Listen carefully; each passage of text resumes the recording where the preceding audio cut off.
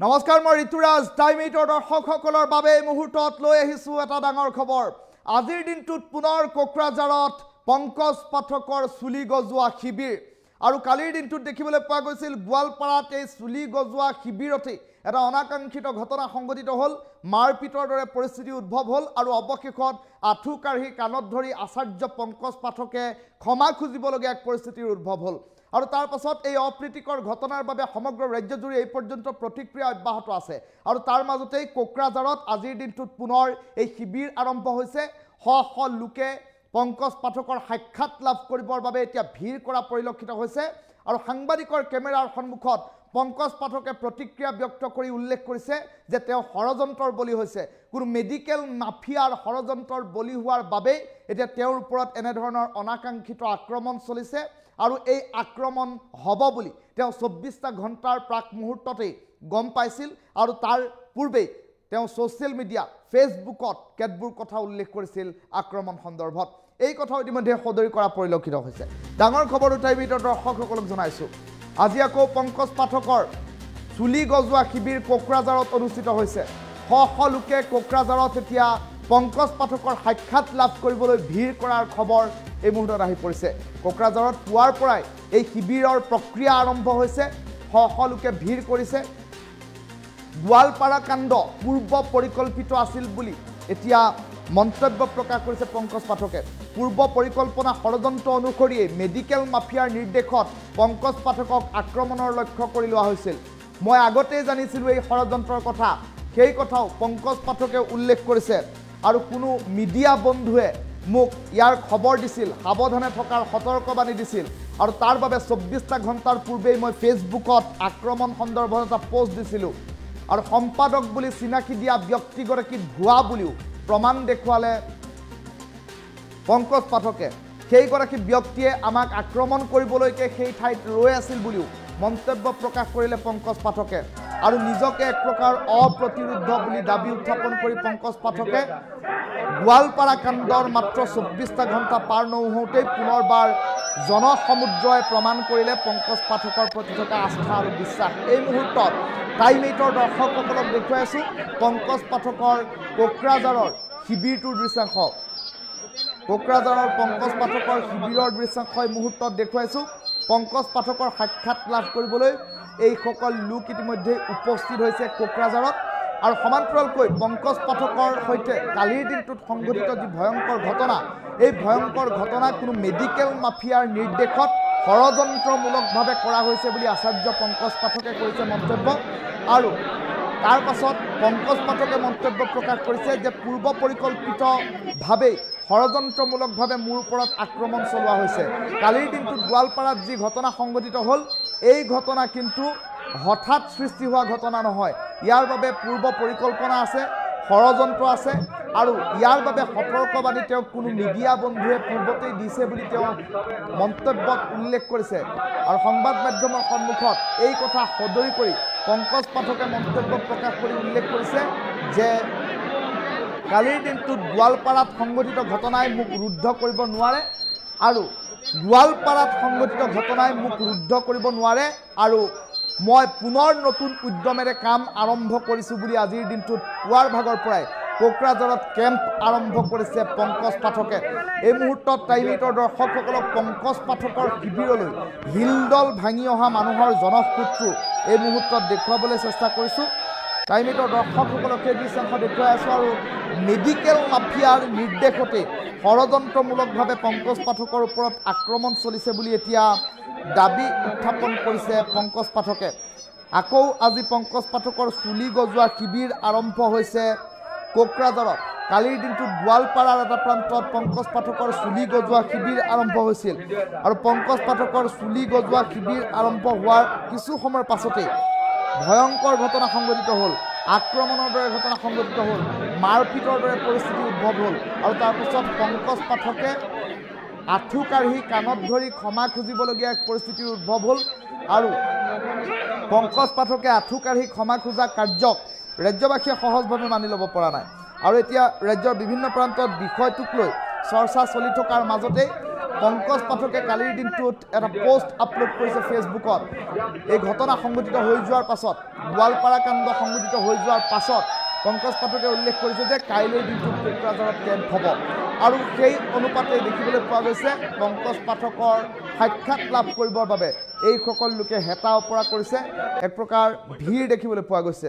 নিশাৰ ভাগত কান্দি কান্দি ফেচবুক লাইভ কৰি পংকজ পাঠকে এটা কথা উল্লেখ কৰিছিল যে মই মোৰ ষ্টাফৰ ল'ৰাকেইটাৰ প্ৰাণ বচাবৰ বাবেহে আঁঠু কাঢ়ি মই ক্ষমা বিচাৰিছিলোঁ, এই মন্তব্য কৰা পৰিলক্ষিত হৈছিল। আৰু তাৰ পাছত এতিয়া দেখিবলৈ পোৱা গৈছে পংকজ পাঠকলৈ নিশাৰ ভাগত পশ্চিমবংগৰ মুখ্যমন্ত্ৰী মমতা বেনাৰ্জীয়ে এটা বিশেষ ফোন কলৰ কথাও উল্লেখ কৰিছে পংকজ পাঠকে। আৰু যদিহে অসমত পংকজ পাঠকক নিৰাপত্তা দিব নোৱাৰে তেনেহ'লে পশ্চিমবংগত নিগাজিকৈ থাকি নিৰাপত্তাসহ সকলো ব্যৱস্থা দিয়াৰ আশ্বাস প্ৰদান কৰা বুলি ইতিমধ্যে পংকজ পাঠকে দাবী উত্থাপন কৰিছে। আৰু এই কথা মমতা বেনাৰ্জী, পশ্চিমবংগৰ মুখ্যমন্ত্ৰী মমতা বেনাৰ্জীয়ে পংকজ পাঠকক আশ্বাস দিছে বুলি উল্লেখ কৰিছে। আৰু পংকজ পাঠকে কৈছে যে মই অপ্ৰতিৰোধ্যভাৱে আগবাঢ়ি যাম, কোনো বাধাই মোক ৰখাব নোৱাৰে। আৰু গোৱালপাৰাত সংঘটিত হোৱা ভয়ংকৰ ঘটনাৰ 24টা ঘণ্টা পাৰ নহওঁতেই পুনৰ নতুন উদ্যমেৰে এতিয়া মানৱ হিতৈষী সেৱাত নামি পৰিছোঁ বুলি উল্লেখ কৰিছে পংকজ পাঠকে। আৰু এতিয়া পংকজ পাঠকৰ আজিৰ দিনটোৰ কোকৰাঝাৰৰ শিবিৰৰ দৃশ্যাংশ এই মুহূৰ্তত দেখুৱাই আছোঁ। আৰু এই শিবিৰৰ মাজতেই পংকজ পাঠকে কেতবোৰ মন্তব্য প্ৰকাশ কৰিছে, সেই মন্তব্য প্ৰথমে শুনাই লৈছোঁ। নাই ৰাজনৈতিক ষড়যন্ত্ৰ নহয়, মেডিকেল মাফিয়াৰ কাম হয়। আৰু লণ্ডনত বহি থকা এজন অসমীয়া গম পাই মোৰ বকিয়ে থাকে, গোটেইখিনি তেওঁৰ মানুহ হয়। গতিকে ৰাজনৈতিক ষড়যন্ত্ৰ একো নাই, ৰাজনীতি একো নাই। ৰাতি 12:30মানত ফোন কৰিছিল আৰু ক'লে পাঠক বাবু আপোনাৰ ইমিডিয়েট এখানে বাংগালে শিফ্ট হৈ যায়। আৰু আধা হিন্দী আধা অসমীয়া আধা বঙালী তেনেকৈ তেওঁ কৈছে। ইমিডিয়েট আমি জাগা য'তে লাগে আপোনাক দিম, ফুল একমডেশ্যন দিম, পাৰ্মানেণ্ট একমডেশ্যন য'তে লাগে আপুনি শিফ্ট হৈ যাওক ইমিডিয়েট। মই আজি যিটো উৎসাহ দেখিছোঁ মানুহৰ মাজত, তেনে উৎসাহততো মোৰ মন নাযাব। নাই ৰাজনৈতিক ষড়যন্ত্ৰ নহয়, মেডিকেল মাফিয়াৰ কাম হয়। আৰু লণ্ডনত বহি থকা এজন অসমীয়া গম পাই মোৰ বকিয়ে থাকে, গোটেইখিনি তেওঁৰ মানুহ হয়। গতিকে ৰাজনৈতিক ষড়যন্ত্ৰ একো নাই, ৰাজনীতি একো নাই।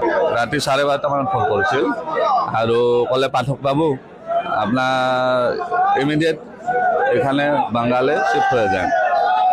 আৰু আধা হিন্দী আধা অসমীয়া আধা বঙালী তেনেকৈ তেওঁ কৈছে। ইমিডিয়েট আমি জাগা য'তে লাগে আপোনাক দিম, ফুল একমডেশ্যন দিম, পাৰ্মানেণ্ট একমডেশ্যন য'তে লাগে আপুনি শিফ্ট হৈ যাওক ইমিডিয়েট। মই আজি যিটো উৎসাহ দেখিছোঁ মানুহৰ মাজত, তেনে উৎসাহততো মোৰ মন নাযাব। নাই ৰাজনৈতিক ষড়যন্ত্ৰ নহয়, মেডিকেল মাফিয়াৰ কাম হয়। আৰু লণ্ডনত বহি থকা এজন অসমীয়া গম পাই মোৰ বকিয়ে থাকে, গোটেইখিনি তেওঁৰ মানুহ হয়। গতিকে ৰাজনৈতিক ষড়যন্ত্ৰ একো নাই, ৰাজনীতি একো নাই। ৰাতি মই পৰহিয়ে গম পাওঁ তেওঁলোকে যে এটেক কৰিব, আৰু প্ৰি প্লেনেড ধুনীয়াকৈ কৰি থৈ দিছিলে। 15,000মান মানুহ গোৱালপাৰাত হৈছিল আমাৰ, আপোনালোকে ভিডিঅ' পাইছে চাগে। শেষত 4-5জন মানুহ দৌৰি আহিল বাহিৰৰ পৰা। আমি এই পৰা আহিছোঁ, দূৰৰ পৰা আহিছোঁ, লক্ষীপুৰৰ পৰা, আমাক কৰি দিয়ক। ঠিক আছে হ'ব বাৰু। 2জন ল'ৰা আছিল তাতে, সিহঁতে বস্তু চামলি আছিল, ক'লোঁ এই এইকেইজনক লগাই দিব। তাৰপিছত লগাব, সেই লওঁতে কি হ'ল, পুলিচকেইটা আহিল। পুলিচকেইটা মোক সুধিলে দাদা এতিয়াতো আপোনাৰ প্ৰগ্ৰাম শেষ, আমি যাব পাৰিম নেকি? আমিও যাব ওলাইছোঁ, গাড়ীত বহিছোঁ, আপোনালোকে যাব পাৰে, একো নাই। তো সেইকেইজন যিকেইজনে এটেক কৰিছে সেইকেইজনে বহুত টাইমৰ পৰা তাতে খাপ পিটি ৰৈ আছিল। তেওঁলোকে মোক এটেক কৰাৰ কাৰণে ৰৈছিল। পুলিচখিনি যোৱাৰ লগে লগে সিহঁতে এই কৰিব ধৰিলে, বটল এটা আনিলে, বটলত ক'লেগৈ ইয়াতে 1 বটল ঔষধ ভৰাই দিয়া। তো আমাৰ ল'ৰা এজনে ক'লে কি ঔষধটো আমি ভৰাই দিব নোৱাৰোঁ, লগাব লগা আছে, ইয়াতে লগাই যাওক, আমি লগাই দিম, আৰু লাগিলে আধা ঘণ্টা আৰু ৰৈ দিম, লগাই দিম, কিন্তু ঔষধটো বটলত ভৰাই দিব নোৱাৰোঁ। তেওঁক গালি গালাজ কৰিলে। আমি ইয়াৰে লোকেল মানুহে তোমালোকে ইয়াৰে গাড়ী চাৰি ভাঙি দিম, গাড়ী চাৰি জ্বলাই দিম, ঠেং হাত ভাঙি দিম, ইয়াৰ পৰা যাব নোৱাৰা কৰিম, দিব লাগিব। তাৰপিছত ল'ৰাজনে আৰু চুপ গৈ গাড়ী এখনত আমাৰ বহি গ'লে, যিহেতু আমি যাবই ওলাইছোঁ। তাৰপিছত কি হ'ল, এজন বেলেগ ল'ৰা আৰু ঔষধ লগাই আছিল তাতে, সেই নতুন মানুহ যিকেইজন আছে তেওঁলোকক লগাই আছিল। সেইজনত তাতে গৈ ক'লে কি ইয়াতে ঔষধটো 1 বটল ভৰাই দিয়া। তাৰপিছত সিও ক'লে একেখিনি কথা নোৱাৰে। তাৰপিছত সেই ল'ৰাজনক 2 থাপ্পৰ মাৰি দিলে। 2 থাপৰ মাৰাৰ লগে লগে মই দূৰত আছিলোঁ, অলপ 20-30 মিটাৰ দূৰত চাব ল'লোঁ কি হৈছে। তাৰপিছত কি হৈছে বুলি ভিডিঅ' বনাব লোৱালেও মোৰ মোবাইলটো থাপ মাৰি ল'লে, থাপ মাৰি মোবাইলটো দূৰত দলিয়াই দিলে। তাৰপিছত দলিয়াই দিয়াৰ পিছফালৰ পৰা আৰু মোক কোনোবাই মই মোবাইলটো আনিব যাওঁতে সেইটো মাথাত ঢালি দি চিঞৰ বাখৰ হৈছে আমি মাৰিছোঁ। তাৰপিছত তাতে যিকেইজন ব্যক্তি আৰু ঔষধ লগাব সেইকেইজনে আমাক কি ক'লে, মোক এনেকৈ ভিতৰত লৈ গ'ল, অফিচ এনেকুৱা এটা অফিচ আছিল, আপুনি বলক ভিতৰত যাওক, ইহঁতৰ বেয়া দেখিছোঁ, ইহঁতে আপোনাক হেৰি কৰিব। তাৰপিছত ল'ৰাকেইটাক আমাক বহুত মাৰিলে, মাৰাৰ পিছত সেই কেইজন মানুহে ভিতৰত সোমাই দিলে, ল'ৰাকেইটাক মই ভিতৰত লৈ আহিলোঁ। তাৰপিছত তেওঁলোকে ক'লে আমি পুলিচত ফোন কৰি দি আছোঁ, আপুনি ইয়াতে ভিতৰতে থাকক, নোলাব। এতিয়া মই পৰহিয়ে গম পাওঁ তেওঁলোকে যে এটেক কৰিব, আৰু আমি কলকাতাত লাগে, উত্তৰ বংগত লাগে তাতে জাগা দিব, পাৰ্মানেণ্ট জাগা দিব, ইমিডিয়েট শিফটিং হৈ যায়। এইরকম জায়গায় এইরকম থাকার দরকার নাই। আধা অসমীয়া, আধা বঙালী, আধা হিন্দীত তেওঁ কথাখিনি বুজাব বিচাৰিছে। ময়ো অলপ চলপ বঙালী জানো, কমতাপুৰী ভাষা অলপ চলপ জানো, একো সমস্যা নাই। তো মই সেইখিনিয়ে বুজি পালোঁ, তেওঁ যিখিনি বুজালে যে মোক লৈ তেওঁ চিন্তিত হৈছে আৰু সোনকালে মোক শিফটিং হ'ব কৈছে। তেওঁৰ অফিচৰ ষ্টাফ এজন CMৰ মোক নাম্বাৰ দিছে, এইটোত যোগাযোগ কৰি লওঁ যেতিয়া আহোঁ। মোক এই ধৰণে যেনেকৈ ৰাইজে ছাপোৰ্ট কৰিছে আজিতো, তেতিয়া যোৱাৰ কোনো প্ৰশ্ন নাথাকে। আৰু যদি কেতিয়াবা ভুল বুজাবুজি হয় বা তেনেকুৱা পৰিৱেশ আহে, তেতিয়া সেই সময়ত ভাবিব লাগিব। চাব, আমাৰ এটা কথাটো মানিবই লাগিব, অসমত যিখিনি ডাঙৰ মানুহ আছিলে, ভূপেন হাজৰিকা হওক, শংকৰদেৱ হওক, এটা সময়ত কলিকতাত আশ্ৰয় লৈছিলে। আমাৰ ধৰক শংকৰদেৱে পশ্চিমবংগত বা কমতাপুৰ, মই সিমান নাজানো, কিন্তু জানো পশ্চিমবংগত আশ্ৰয় লৈছিলে। তো ভূপেন হাজৰিকাও কিছু সময় জীৱনৰ পশ্চিমবংগত কটাইছে, জুবিন গাৰ্গেও কটাইছে। যাতে আমাক চুবুৰীয়া হিচাপে সেইখিনি তেওঁলোকে হেৰি কৰিছে, তেওঁলোকৰ দায়িত্ব। যদি আপোনাৰ ঘৰত কিবা এটা হয়, আমিও ধৰক হেৰি কৰাটো দৰকাৰ চুবুৰীয়া হিচাপে, তো তেওঁলোকে সেইটো নিজৰ দায়িত্ব কৰিব পাৰে। কিন্তু আমি সেইটো ভাবি চাব লাগিব কি কৰা যায়, কি কৰা নাযায়। তেওঁলোকে গোৱালপাৰাৰ বাসিন্দা হয়, নোহোৱা নহয়, কিন্তু মানুহে পাব্লিকে যি ধৰণে গোটেই গোৱালপাৰাবাসীক সামৰি আছে, সেইটো নহয়।